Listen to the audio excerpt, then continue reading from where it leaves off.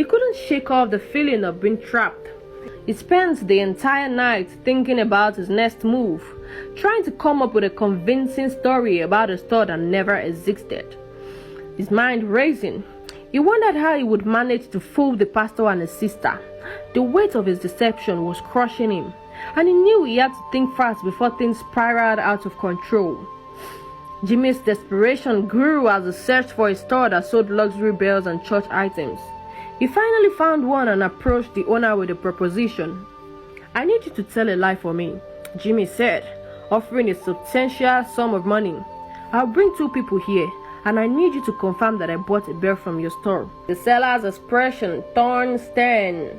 "I'm not willing to compromise my integrity for any amount of money," she said firmly. "Tarnishing my reputation would be detrimental to my business. I won't do it." Jimmy's plan had fallen apart, and he was left with 1 day to convince the pastor and his sister that they bought the bell from a legitimate store.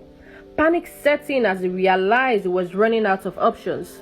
He returned home, his mind racing with anxiety, unsure of what to do next.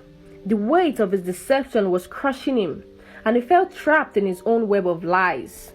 As the days went by, Jimmy continued to dodge the pastor and his sister, claiming he was busy whenever they asked him to take them to the store. He avoided them, locking himself indoors and shouting at them to leave him alone.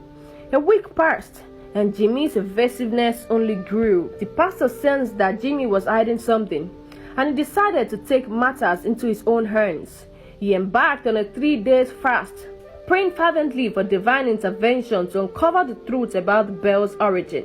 The pastor believed that God would reveal the secrets surrounding the bell and prompt Jimmy to confess.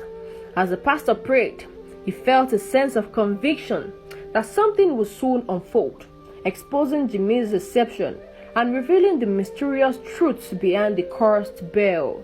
The pastor's determination and faith only intensified, and he waited expectantly for the breakthrough he knew was coming. As the pastor concluded his 3 days fast, Maria called him with an unexpected news. "Pastor, Jimmy's neighbors just called me. He's gone mad and he's lost his senses. He is speaking gibberish and acting out of control." The pastor's eyes lit up with a mix of concern and anticipation. "Bring him to the church," he instructed Maria. "Something is definitely happening." When Maria arrived with Jimmy at the church, he was acting erratically, like a lunatic. The pastor and the church members gathered around him, praying fervently for 3 days.